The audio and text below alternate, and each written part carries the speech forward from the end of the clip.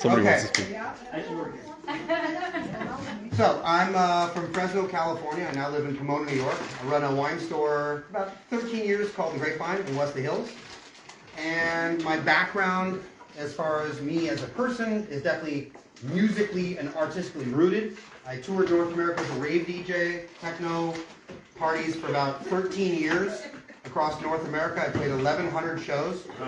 I wrote for magazines in a few countries and radio shows, had my own record store, and that's like kind of like a writing artistic background. My uncle owned a wine store growing up. I'm a Choser B'Tshuva. I did not grow up religious, and I tasted some of what I would consider the finest wines in the world at the time.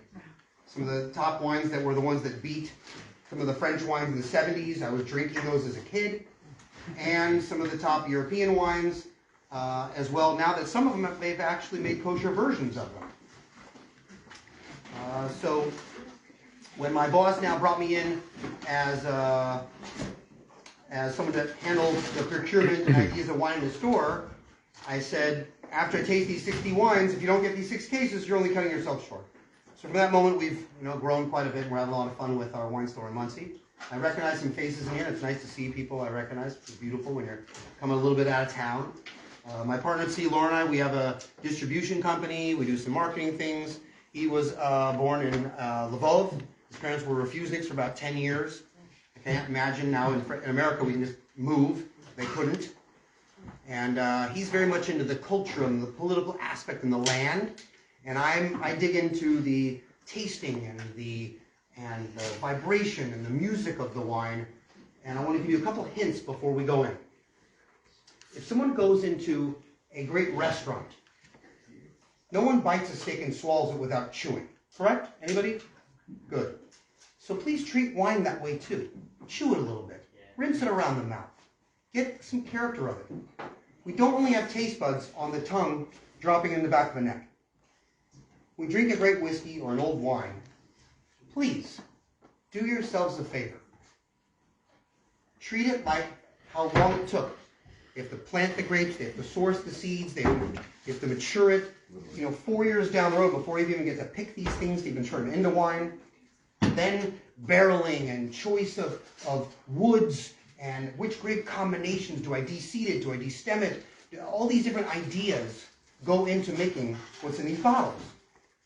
It's kind of obvious when we go to restaurants because the whole room is full of wafting with these aromas and flavors. And for sure, then you cut it and you look at the fork, you pick it up, you chew on it, you sit in it. Give the wine that time, and it'll be a totally different experience for all of us. The cheeses are the same thing. Let it move around the mouth. Taste the foods together as well. Acid and fats are really amazing balancers. Imagine driving our cars down the road with no tires. Very uncomfortable. But you put some good tires on there, it's a totally different experience. So rinse the mouth. Experience it. And the last question is, does anybody ever go into a great restaurant with a clothespin over their nose? Anyone? Never. So smell the wine. Smell the cheese. Let all of our different abilities that Hashem gave us as a gift be exercised. So I'm going to talk a little bit more through these ideas, roll us into halachas and some history of the Mizbeach and our fields and what we're doing today, what we found. And let's have some fun too. Let's do some spiritual high fives with each other, really enjoy the experience together. We're going to start off with, I'm going to get some wines out of the fridge with some white wines. All the wines I brought out today are Israeli. And there's an auction happening, I got reminded of. And these particular 2001 Herzog Syrah reserves have been aged for over 20 years inside of a wine warehouse at 55 degrees. You notice the labels look brand new. These are properly cellared, aged, very good, interesting wines. If you get a bad one, if someone gets in the auction, I promise I'll replace it. I have enough. If someone gets a bad wine, one of these you're auctioning off today, I'll replace it. How do you know if it's bad? So we're going to talk about how to tell. We will talk about how to tell. But that's a very rare one. Yes.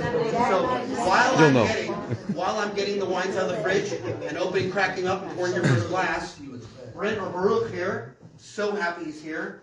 I was going to give a little intro and backbone himself. Thank you very much. Nice to see many of you again.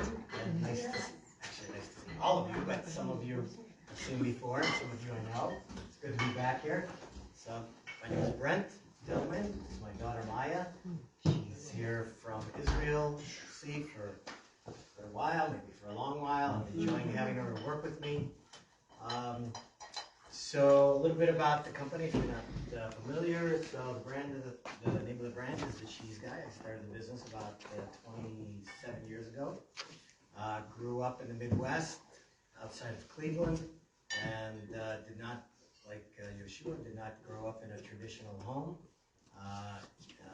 Became kosher about 30 years ago when I was sending my lovely kids to yeshiva. And I was already in the food business. I started out my food career after I went to business school. I was with a large food company, and we carried some kosher products. And I started to design and help to bring new kosher foods to the market. One of the foods that sort of my claim to fame before I got into the cheese business was I brought quinoa into the country for the first time 30-something years ago. And used to deal with sun-dried tomatoes, a lot of things that were not kosher at the time, but didn't really need much of a hechsher because they were naturally kosher. And then I've always been into cheese, saw that I felt there was a real need for good kosher cheese in the market that we didn't have. And so for the last 25 years or so, my goal is to bring wonderful kosher cheeses to the kosher palate that have never been kosher before. So almost every one of the cheeses that you see we're going to try today were never kosher before we started making them. So we have a number of different animals represented here tonight, the milk of different animals. Can anybody tell me, so the first thing that makes a cheese kosher is that it must come from a kosher animal. The milk must come from a kosher animal. So there's an interesting thing. So some of the cheeses, most of the cheeses tonight are going to be Chalav Yisrael, which is what we call in the non-kosher world, or in the foodie world, super kosher. So the Chalav Yisrael products, they have to be watched from the time of the milking. And people ask, isn't that something from, a long time ago, hundreds of years ago, thousands of years ago? So I can tell you stories that there are some farms in Europe that still places that do like a bait and switch. You think you're getting cow's milk, and in reality, you're probably getting horse milk. And I hear these stories from mashgichim who see these kind of things all the time. But we had a guy running water. What's that? We had a guy they caught running water into the milk. Into the milk? Yeah. And he called it like, well, Bessie really is helping me make more money this week. A truck driver called him like 20 years ago. Yeah. So anyway, so the animal must be a kosher animal that we take the milk from. So the top 4 animals that produce milk that go into the making of cheese, and they're also kosher animals. Number 1, cow. Number 2, sheep.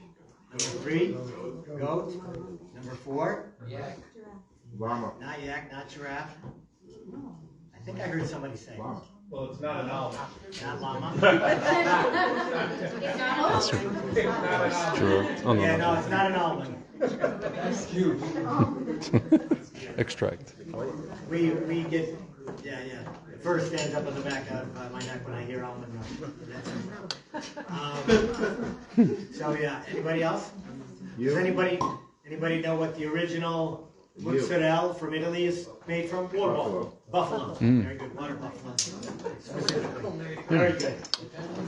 So we don't have any here tonight, but in the next few weeks we are going to have some caciota di bufala, some buffalo milk cheese in the marketplace that we'll have in time for Pesach. So tonight we have 3 different milks here. Again, some of these things were never available in the kosher world before. We have goat milk, sheep milk, and cow's milk. And we are going to start out. So in general, the tasting goes from mildest or the least intense to the most intense. And when you talk about pairings, so one of the things I think Yehoshua mentioned is that one of the reasons that cheese and wine go really well together is because of the process, the beginning of the process, which is Fermentation. starts with an F. Fermentation. Fermentation. Very good. Meringue. So really, if you break it down to the very basics, tonight we're going to be consuming fermented milk, and we're going to be drinking fermented grapes. So that's one of the reasons they go really well together. Yehoshua started to talk a little bit about the areas where they come from and the land and how important that is. So there's a French word that describes that. Can anybody tell me what that French word is? Terroir. Terroir. Very good. Very good. So terroir will tell you where the grapes are grown, the type of soil, the type of air, the weather, all that kind of thing. And the same thing is with the cheese. It's going to influence the taste of the milk, what the cows, the sheep, and the goats are grazing on. If they're grazing on grass that is very herbaceous, a lot of herbs in it, they're going to come through in the taste of the milk. So, you ready to start with your first? 30 seconds. All right. Anybody know where, this is for a little prize, a little giveaway. So anybody know where cheddar originated? England. Ireland. England. Huh?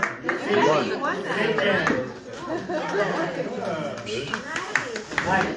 So one of the things we, besides the Cheese Guy brand, we've expanded into our sister line, which we call fine pairings. So products that are made to accompany cheese. So we have things like these are little French cornichons. We have some jams, Swiss preserves, fig, which is what the gentleman just won as a giveaway. So anyway, so one of the things I wanted to point out with cheddar, there's a place in England called Cheddar Gorge. And anybody else can tell me another place, another cheese that's named after the place where it originated? Swiss cheese? Munster. Very good. Swiss. Emmental. Galsberg. Is Gouda? there a No, place called not Gouda. Galsberg? Gouda is it? American.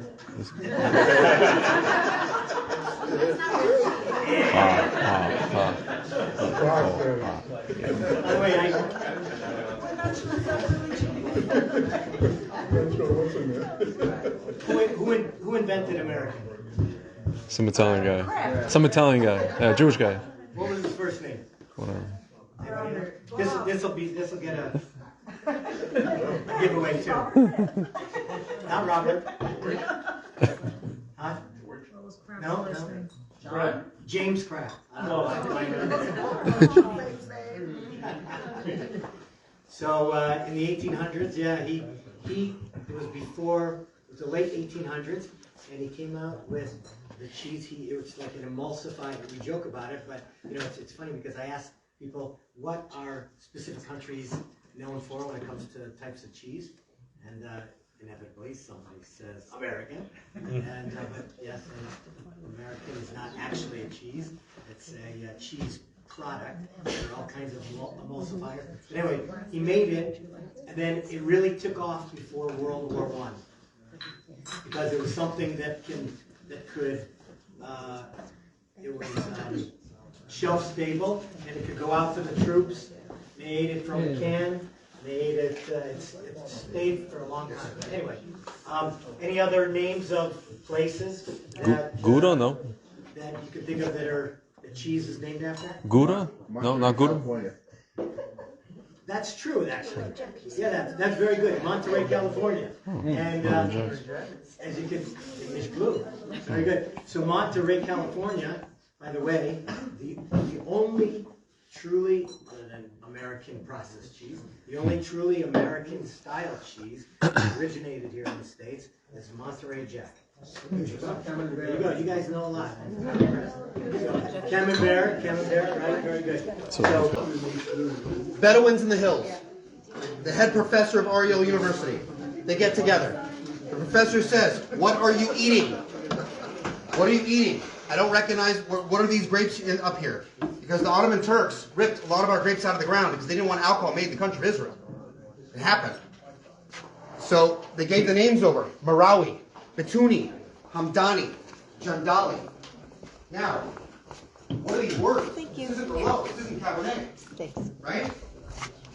So, these names are in the Gemara. So, you can imagine he's probably, he's freaking out. How do you know these names? You aren't Jews. You don't study Torah. You can't fake these names. So they did some research. They did some DNA testing. And we have seed shards from the times of the Beit HaMikdashim. And lo and behold, there's very close DNA matches. DNA matches of the seed shards from the times of the Beit HaMikdash and these grapes the Bedouins were eating. My friend and I here got to taste the first batch of it made at Ariel University. I think in 2015. The first batch was the Shemitah year. Yeah. And there was 250 bottles made of this experimental wine. And it was it Jandali? Hamdani and Jandal. And Jandal, yeah. Now, again, this is not Merlot, this is not Cabernet.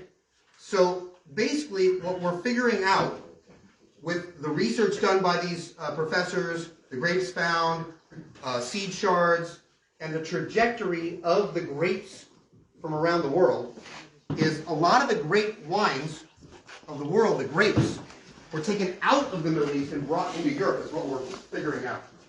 Not the other way around. In modern times, Yarden, or Golan Heights Winery, put a drop, has been bringing grape seed or plantings from Europe to plant in Israel that have similar climate structures, outcroppings, hill structures, and soils. Now, in the last couple years, they've been basically designing and rebuilding based upon what's grown there and replanting what is best for the Israeli climate itself.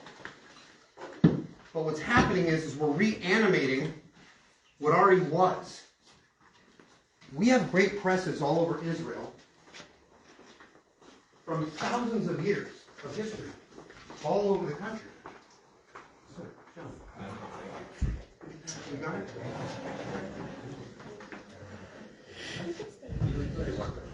So, the wine in front of you right now, some people haven't had in 1,000 years. And it's beyond special. It's not something that's to be, squinted at or not paid attention to. And there's styles of cheeses that Baruch will probably enlighten you to that are either rediscoveries or reestablishments of ideas that were lost. And I hope today that all of us can connect our roots as best we can. We're all good? Good? Everyone? Is anybody else there? Baruch? This is our first one. Yes. Anybody else need? Good? Okay. This is a grape called Morel. There's a whole series of these grapes that were found and being developed. Recanati is one of the first wineries to put them into commercial use. Yehoshua is putting stuff out. Segal is a big winery, is putting stuff, Marawi out. And it's, people keep asking me, what is it like? What is it like? Is it like a Gewürztraminer, which is a grape? Is it like a Chardonnay? And the answer is no. It's its own thing. It's very soft. I call it soft as a baby's tush, this wine. It's very easy. It's very delicate. It has no power. And for a fully fermented wine, most fully fermented red wines in Israel are 13.5, 14, 14.5, 15, 15.5, 16% alcohol. I believe this, there's only 12. And some Chardonnays can be 15% alcohol. This is fully fermented. And when you smell it, it could be like for me, I'm gonna give ideas, but what do you smell? Okay, good. Imagine, what herb comes to mind? What flower comes to mind? Because the phenols, the aromas that come from grapes that are fermented, have things in them that mimic other things we've smelled in our lives. Could be the outside of a citrus fruit, could be the core of a citrus fruit, could be a tea. But use your imagination, close our eyes when we're smelling, and let our senses talk to us. Because we have an ability. Rambam says the wine of Mizbeach, halacha l'maisa, has to look good, smell good, and taste good. That's halachas for the wine for the Mizbeach of the temples. It's not like, I can be told, come to the store all the time, I'm not a mumcha, I don't understand. Are you a Kohen? Well, you better start learning. Because they're really specific things we can connect to in our Torah. Not just about being some wine geek. Sure. Any ideas? Any aromas? Anyone want to volunteer with their smelling? Grass. Grass? Perfect. I agree with you. A nice, beautiful grass spring field. Absolutely. Any other smells? Any aromas you want people to share? Celery. Okay, good. Green vegetables. Minerals. Anyone smell the earth a little bit?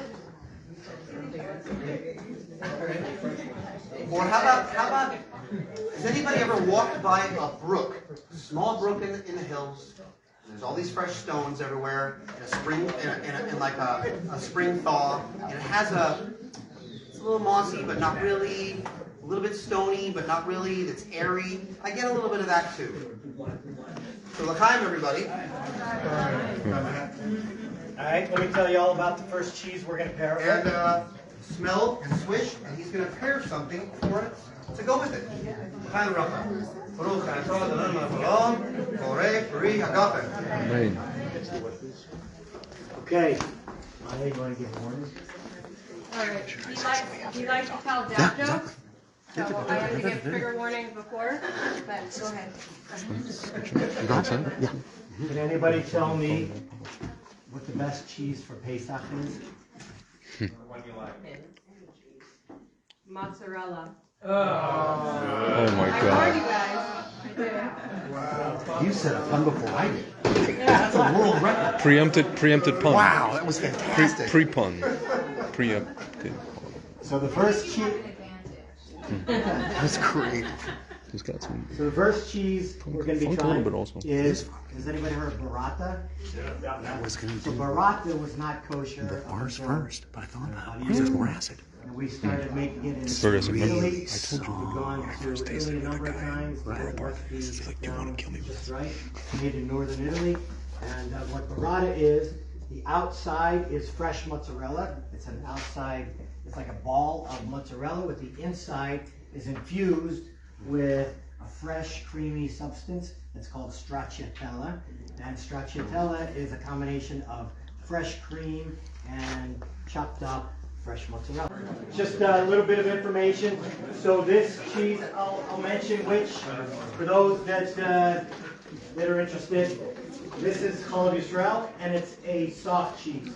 So I'll get into a little bit what the difference between soft and hard means, but I imagine those who are interested will know off the bat. But this is a soft cheese, and it is Chol Yisrael.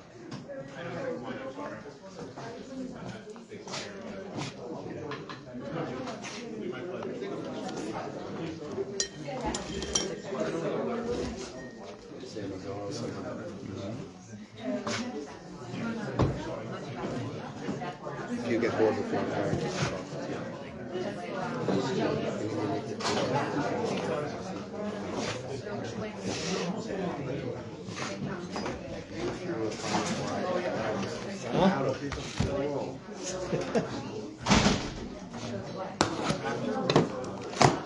Does anybody else need a splash of this particular one that goes with this food?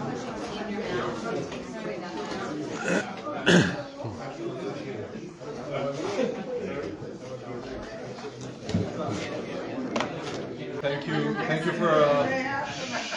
for making it out. I'll be honest with you, I didn't know I was gonna be in this place today. My partner messages me today. He's like, "Hey man, we're doing a tasting in Long Island." I'm like, "Really?"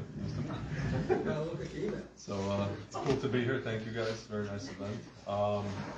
Something. Can you speak a little louder, please? Oh yeah, sorry. It's just like I used to go to clubs also. I used to be a DJ as well. Just not as famous as him. But so I kind of lose my voice from time to time, and I don't know. I can't hear myself. I can hear other people like a Sonic, like a Dalton, but I can't hear myself. So. Just something really quick, just to give you guys a consciousness of like what, because people don't, I notice in the Jewish world, and I'm also Baal Tshuva, I'm also a person who didn't grow up religious, and I don't really know why I even decided to go into this when I was 30, but I guess Hashem sucked me into it. So I feel like people still don't have a consciousness of what really is going on, and I'm not talking about October 7th, that's a different discussion. If you guys were to come to any rabbi, like 200 years ago, 250 years ago in say North Africa or Poland, doesn't matter where in the diaspora. And you tell them, Rabbi, in a not so distant future, there's going to be a state of Israel, whatever that looks like. Flawed, great, good, bad, the ugly. There's going to be an army, there's going to be a government, there's going to be all kinds of industries and art and wine, vineyards. They're going to tell you, I believe you. But I only believe you, I don't have much evidence what you're talking about. I only believe you because I have a mitzvah to believe you. It's literally a mitzvah to believe you. I have a mitzvah to believe what you're talking about is nevuah, it's prophecy. It would be like if I came to you, again, I don't know what you guys believe or don't believe, but from what I understand, one of the things that we're supposed to believe is that there's going to be what's called Tiyas HaMesim, the dead are going to rise. So if I came to you and said the dead are going to rise, you guys say, assuming you believe it, I have a mitzvah to believe you, but I don't see any evidence for it. Unless you guys have seen anybody, God willing, maybe soon. So what does that mean? That means that we're literally living in a generation where nevuah, where prophecy, aka faith, aka Amunah meets reality. We're in reality. We're in this reality. And how do we know that? We know that because there's 400 wineries in Israel. Our prophets told us that people are going to come back to the land, they're going to build cities, and they're going to plant vineyards, they're going to drink from the wine. So my friend here mentioned that, we have indigenous grapes. Like, we planted Cabernet, Merlot, all the grapes that people know, Syrah, Petit Syrah. There's actually a discussion in Israel, what's going to be the national, how like some countries, they've co-opted the grape and they made it their thing. Australia made Shiraz, their thing. Argentina made Malbec, their thing. France made kind of blends, their thing. Different countries. Here we made, in America, they made Cabernet. In California, Cabernet straight up, their thing. So in Israel, there's a discussion. Are we going to do blends? Blends are our thing. We have no rules. We do whatever we want. Is Carignan going to be? There's real things that are happening. People are talking in the wine industry in Israel. Is Syrah going to be a thing? Petit Syrah, What are we going to do? But we have indigenous grapes that my friend mentioned here. That they found. I like to call it Jurassic wine. That they found actually, the shards. They've extracted DNA, and we're drinking stuff that's like 1,000 years old, 2,000 years old. I don't know. I can't confirm if this stuff was used in the temple. This week's parsha talks about the Kohanim, the vestments, but it also talks about what they were doing. What they were involved in the temple. Water libations, wine libations. Again, we're back to that same discussion with the rabbi. Faith meets reality. So I just wanted to give you guys that consciousness. Anybody who's, to me, it's a great time to be alive. It's an interesting, crazy time to be alive, but it's a great time to be alive in this generation because we're literally, again, there's a lot of discussion between Jews, the state of Israel, yes, no, maybe so, the army, the government, everybody. I have my complaints, believe you me, I don't want to get in that discussion, but to me, it's the wine is the proof positive, and you guys are participating in it. Anybody participating in it is really something special, and I just wanted to give you guys that. So, thank you. Enjoy. So the next cheese that we're going to be handing out, that's going to pair with the next wine, is a goat cheese. And thank you. The wine. Can any? Go ahead. Yeah. So, is anybody backing up for a second about, so we have, most of the cheeses here are cow's milk cheese. This is going to be the first goat cheese we're going to handle tonight. Anybody know any breeds of cows? Hereford. Hereford? Okay. Jack Angus.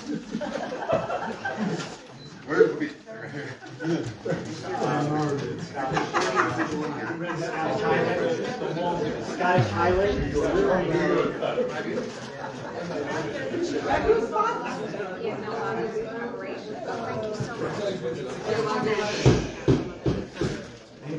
Anybody ever hear of Jerseys, Holsteins, Guernseys? So, Maya, you want to give a trigger warning? I already know, I don't have to talk about it. I'll just give you the look from now on. Go ahead, trigger warning. Dad jokes. So there was a Jewish farmer upstate New York, and he decided to take two breeds of cows and breed them together, Guernseys and a Holstein, and he came up with a Goldstein. Wait. It's the badder, the better. Bad is good. This is what this is. It gets better. Because cows don't say moo, they say no. God. That's what I got. That's all he's doing. Yep. That's what. Next cheese is goat cheese. Goat cheese. One of the complaints that people often have about goat cheese is that it's goaty, right? So gamey, a little bit farmy, right? You can taste like that it just came off a farm. So people generally either love goat cheese or they don't like it. So this goat cheese, what we've done, we've added honey crystals to the goat cheese. So this is still a fresh cheese. Fresh meaning very soft, okay, very creamy. And so this, and Rabbi, just giving it a, so Olav Israel, and fresh cheese, not a hard cheese, right? So for those interested, goat cheese with honey comes from one small farm in Wisconsin. Let us know what you think. It's great. Spread it on the crackers that we have with it. Let us know what you think. It's from a winery that no longer exists. The proprietor is now Nifter, but his children are working on a beautiful project that we should be having those wines soon. This is a winery called Amos. It's from Tekoa. And this is a 2017. And the, how should I say, the mentor of the project of this particular wine is Yaakov Oria. Yaakov Oria was the one who, anybody know the winery Psagot? Yes. Psagot put a wine out a couple years ago called Peak, and it was one of the highest rated wines in the whole world. Yep. He made it. So it has yichus, it has real backbone to who helped the vision of this blend and this wine. It's a Sauvignon Blanc, Chenin Blanc blend, which is a good transition because the first wine is not heavily acidic. Not Hasidic, but acidic. And what does that do for us? Here, you can pass this around. There's the bottle. Oh yeah, there's about 30 bottles left of that in the world to purchase. We're chutzpah because Tzvi and I actually bring your dessert wine at the end. This particular winery, Carma, and the Amos, we brought these in the country. This is our little import project. And so this, for me, it's a good transition because it starts to get a little more acidic. It starts to get a little more complicated. It starts to get a little creamier, but it's not oaky like some Chardonnays and some Fumé Blancs, Sauvignon Blancs. And it's a little bit more acidic than the first wine. So I felt it was a good movement toward your heavier, bigger, bolder wines. And the wine after this is going to be a Sauvignon Blanc, which will be definitely sharperly acidic, and that will move that way with the cheese combination as well. This particular winery, they actually used to have concerts there all the time, On Thursday nights? They had Rebo, Motzei Shabbat, Thursday nights and Motzei Shabbat. Thursday nights they and had Motzei Shabbos. Yishai Rebo, they had and years ago, like Yishai Rebo was performing there. It was a very regular hangout spot of music and wine in the country. And we're praying their family has more success in the future as well. How many people have ever had a not oaked white wine that was almost 7 years past harvest that still held up like this is a good question. Rare though. There are some Semillons from Australia that will hold up like this, and in Europe. There are some Sauvignon Blancs called Sancerre that hold up really well like this because they have a really rich, minerally acidic attitude to them. And some people think acid is reflux. It's not. It's just like a chemical petri dish. Cheeses are very base and can have a range of attitude within that. And wines are very acidic in chemical. You can even pH measure them on the acid level like you're doing your pool. And it's really cool because then once we learn about the attitudes of each one of these wines, we can pair them better with foods. Because each one has its own punch or softness or punch and attitude of aroma. And then we can learn what goes well, because I specifically do not want a heavy over-the-top Cabernet with a brisket, because I want to taste the brisket. I don't want a, how should I say, heavy wine with a lamb, because I want the nuances of the lamb. But on the other end of the spectrum, there are some cheeses we'll taste today that will go phenomenal with those heavy attitude, punchy, powerful, oaky wines, better than some of the meats. Which to some people that's oxymoronic. What are you talking about? I red wine with meat, I have to have it. Well, there's also another oxymoron. Here's my favorite. What countries grow the best white wines? And what's the temperature?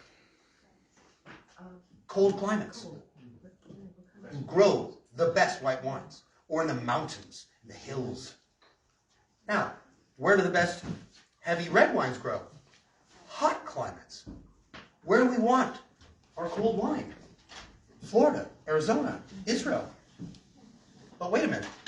In those climates, best white wines don't grow, except in the mountains. So that seems kind of weird. Red wines. I want heat. I want long summers. I want spouts of rain and dry to stress those plants. So they have to dry really deep through the soil, developing lots of character, pull through there, all the minerals, all the clays and the different attitudes in the soil. I want that pulling through as far as I can with those grapes. And that's going to be in your hot zone. So, I wrote an article a few years ago. Isn't it weird? World peace is designed through wine. I need to go to my cold climate area to get my hot weather wine. And I need to go to my hot climate to get my cold climate wine. It's like Hashem designed world peace if you sit at the table with your buddy. Just a little bit of trade, thought for the day. So this wine, we're going to move on to our number 3, and that will be moving into our acid zone of our white wines. And that's a Sauvignon Blanc. And I'm passing around your second bottle should be reaching around the table. Please make sure to pass it so everyone can get to it. And if you haven't seen the first one, it's on this side. And the next one? The next one is from Kerem Ben Zimra. And this is in the Galil, in all the way north. And it's a 12.5% alcohol wine. The last wine was, I think 12.5. This is perfect. So we went from 12 to 12.5. And now we move to also another wine that's 12.5. Is it 12.4? Yeah, 12.4. Moving up 0.1% of alcohol and a lot more acidic, sharper, more citrusy.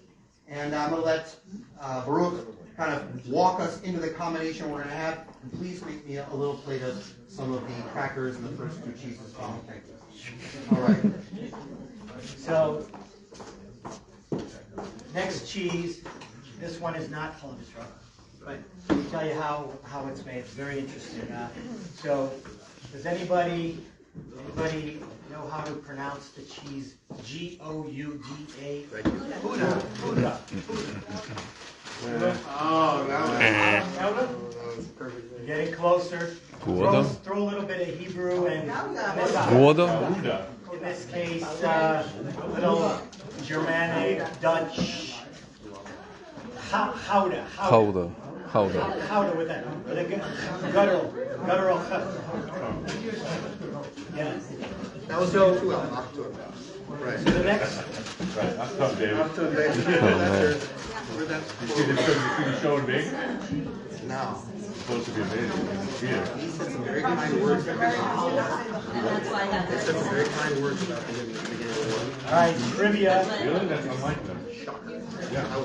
I would have thought the opposite. Another fig jam for giveaway.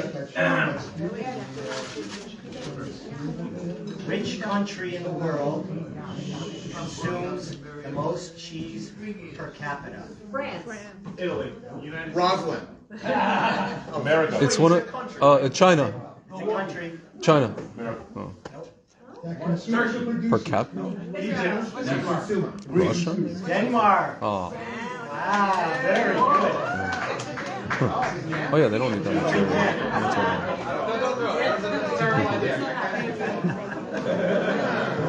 We'll start on this side with the rest because we start over that side. And we're very excited about it.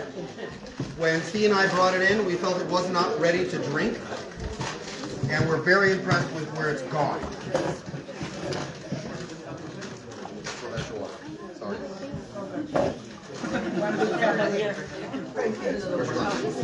Thank you.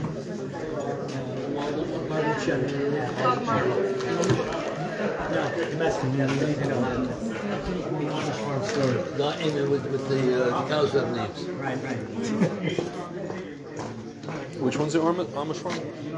So the smoked Gouda and the marble cheddar. I'm marveling at your cheddar. Yeah. Yehoshua, you gotta catch up. Dude, I only heard one pun so far. This is like underwhelming from him. What's that? The pun. I only heard one pun from him. This is underwhelming. Yeah. He just has like. He's got a lot of catching up.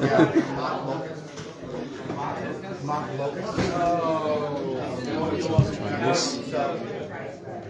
Hello, Carma. Ship to your home. Oh.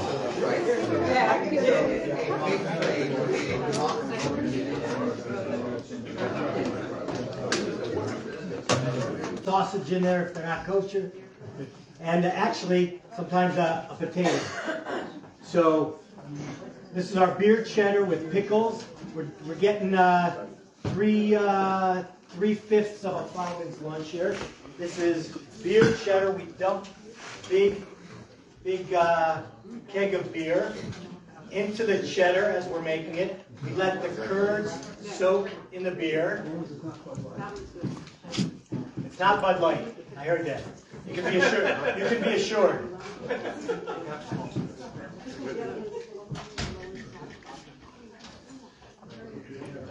What makes it a cheddar? Like, what's a cheddar?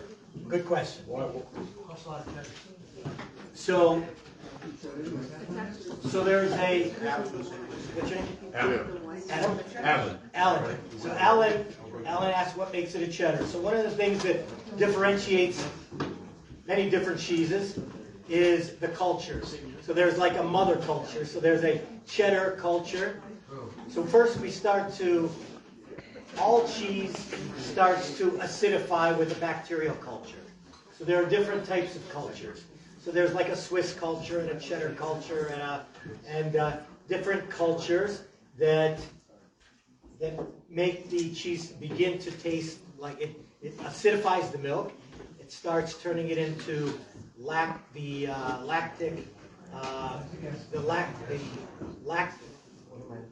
Malolactic? Malolactic? Malolactic? No. Lactic acid? Lactose intolerant? Thank you. I was drawing a blank on the lactose, the sugar in the milk turns it into lactic acid. So it acidifies the lactose, turns it into lactic acid. So then we add the rennet in, which then further coagulates the milk. What's the rennet? What is that? Rennet, does anybody know what rennet is? It's a bacteria. An enzyme. So normally, especially in non-kosher cheeses and European cheeses, so rennet comes very often from the stomach lining of a calf or a lamb, right? So in our cheeses, we use generally microbial rennet to make the cheese. That's one of the biggest differentiators between kosher and non-kosher cheese. But anyway, going back to your question about what is cheddaring. So then, after that, there's a process called cheddaring. And what happens is, right, so you all know, I'm sure, your nursery rhyme. So as the milk begins to acidify, it becomes two things. Think of Little Miss Muffet. Curds and whey. Curds and whey. Becomes curds and whey. Whey is the liquid that drains off. Curds is the solid that we continue to isolate. We press it and we heat it. So then it becomes like a slab. We cut it. It's a big, like a huge slab.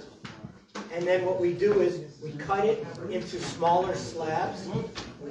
And in order to continue to press out the whey, meaning draining the additional liquid, what we do is we stack them on top of each other, and then we even put them through a mill, so it cuts it up into a process called cheddaring.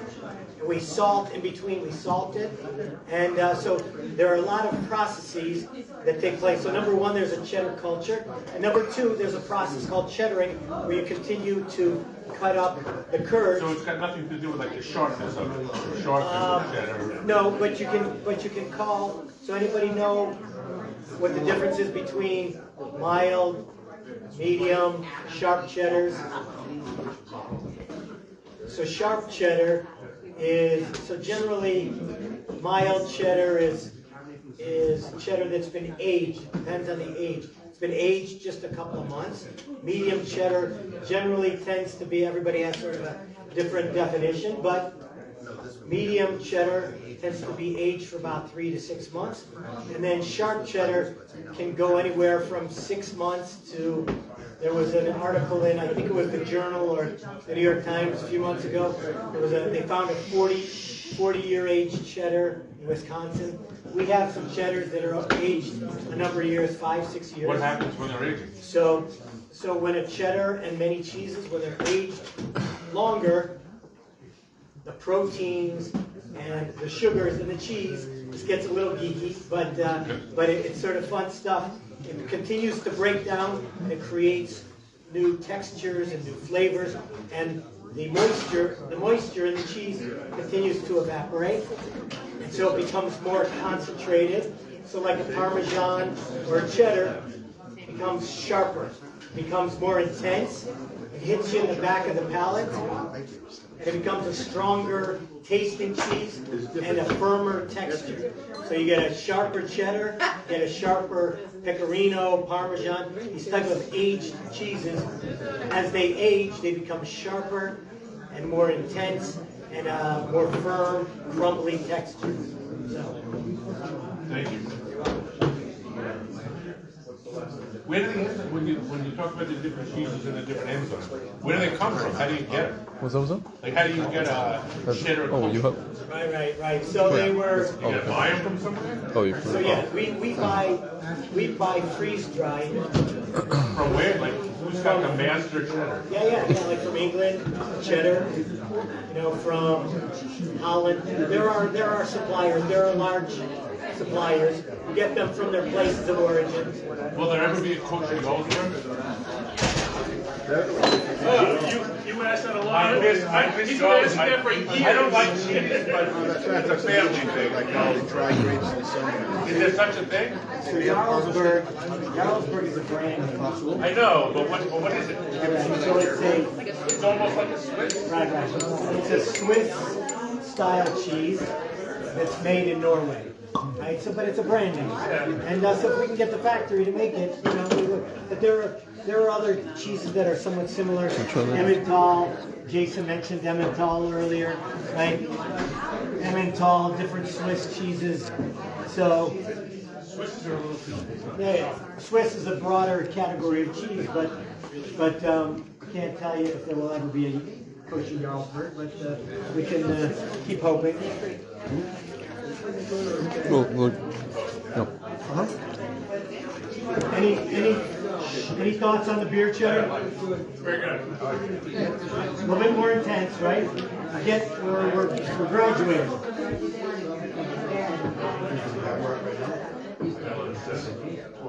And we have,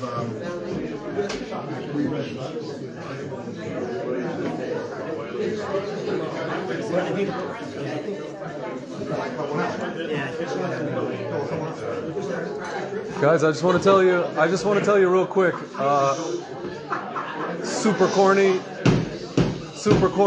He mentioned culture. I have a friend in Israel who lives in Ramot, and he's big on pushing people to make Aliyah, and he made Aliyah from the Soviet Union. He never came to America, and he's like, I don't understand. He's like, what's the appeal of Jews in New York? He has relatives in New York, and I said, culture. Culture you can't get here. And he goes, culture? You mean like expired yogurt? So that's how he gets people to make Aliyah. Just like sings them. Anyway. Every wine drink's different, sometimes on each day. And I want to move on to the next wine, but I honestly don't know which one to go to because I haven't tasted this in either one of these in the last 3 months. So I'm going to do a little bit of a 2-second comparative to see which wine we move on to next. And hopefully at home, when you're Yom Tov, you figure out which wine, like on Pesach, to pour first. You want the lighter wine first. I know that sounds crazier to move into it, get heavier, but you want something very easily for kiddush you can take down to start your meal.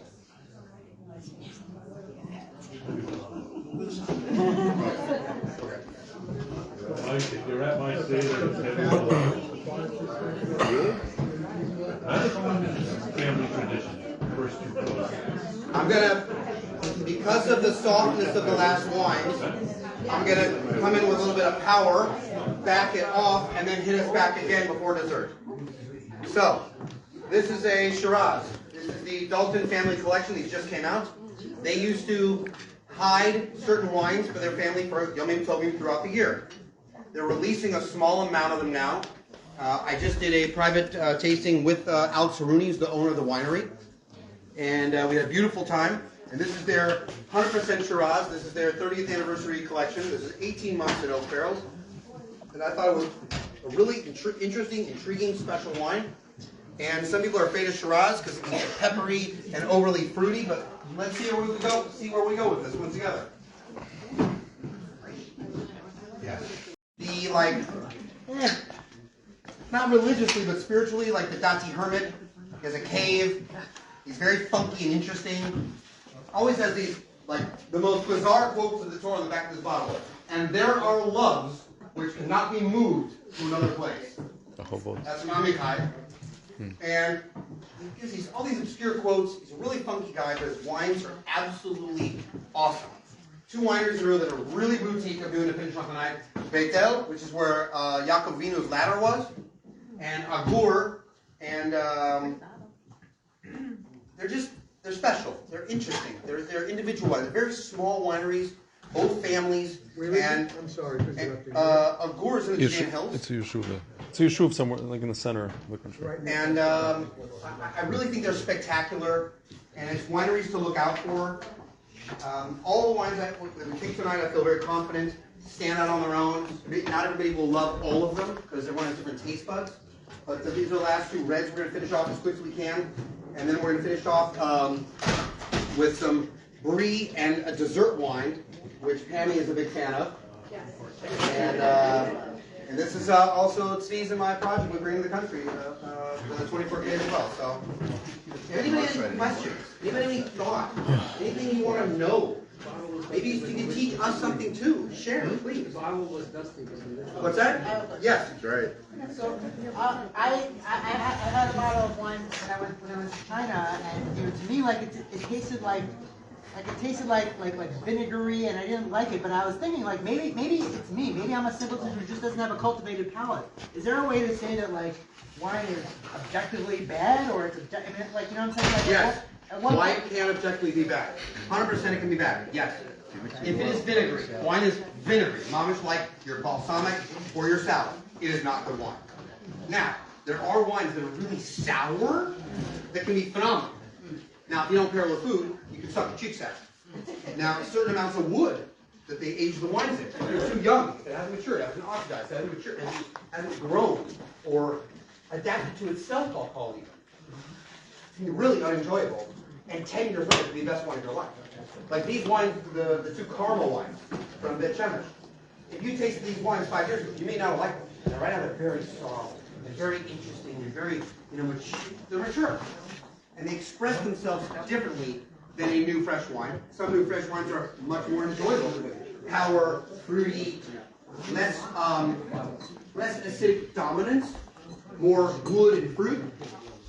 But as they age, they change, they grow, they adapt themselves in a way because there's small amounts of oxygen that seep inside the corks and are in the front of the bottle upon bottle.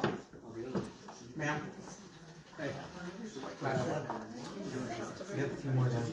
So, winemakers have a choice. Do they harvest early, leave some stems in, which will give body and character and elemental flavors, but can be dangerous as a young wine? Or do they double pump the fruit, don't have any stems, don't heavily oak the wines, and younger, they're more enjoyable.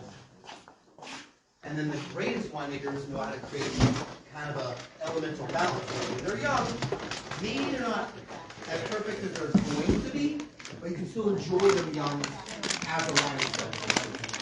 I gave a range today of older and younger, so you see kind of what's happening there. The 2014 wines from Captain Merlot that were back to back do not drink like the other wines that are further up. Just really takes back and smell. Oh yeah, that's what this white. He was one that had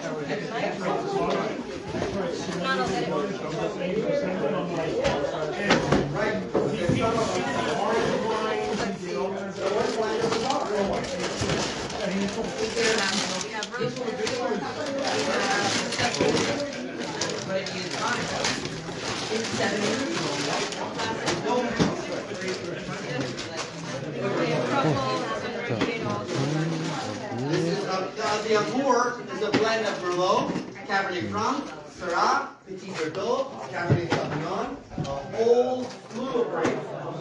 So a whole Megillah. What? Is that what the Cardiac said?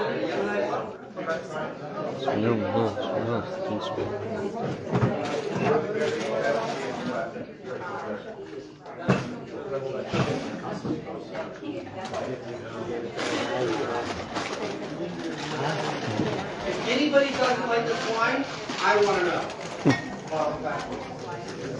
The last two specifically. It would be like not liking Burrow/slash cheese, and my wife and I are nuts over it. Absolutely nuts over it. My kids go, you got the brie? That's for us. Here's the other one.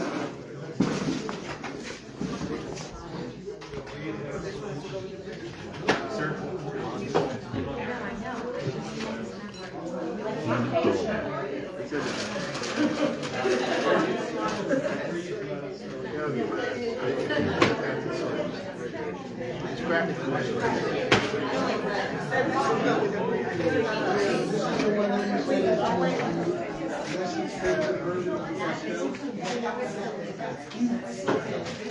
Has the range of grapes. It's in the Jamaican fruit. It's made with fancy oak, really good grapes. with a lot of cardamom.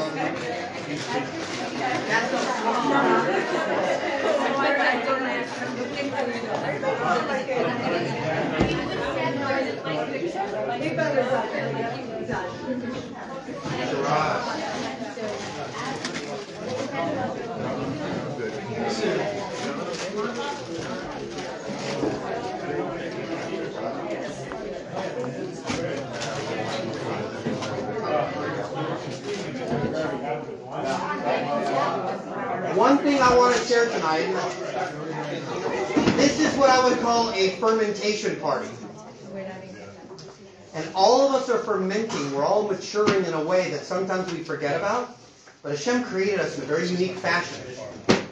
Each one of these wines and cheeses in their vats or their chambers or their steel encompassments creates a keli that each one of them can grow differently than the rest. The goal of the great winemakers and the great cheesemakers is to create some consistent rail, but the best people at it aren't worried if it comes out of it just a little bit, if it's better. Because improving is important. Imagine a challah that wasn't let rise when you cook it. It can be a sticky, goopy mess, right? Imagine if a cheese doesn't finish fermentation and you didn't want that to happen. It can be a problem. It can be a problem. If a wine doesn't finish fermentation, it's going to be sugary, even if it's a dry grape. And it's going to be out of balance unless it's planned by a guy that knows, or a woman that knows what they're doing. So I hope our night is fermenting in the best possible manner.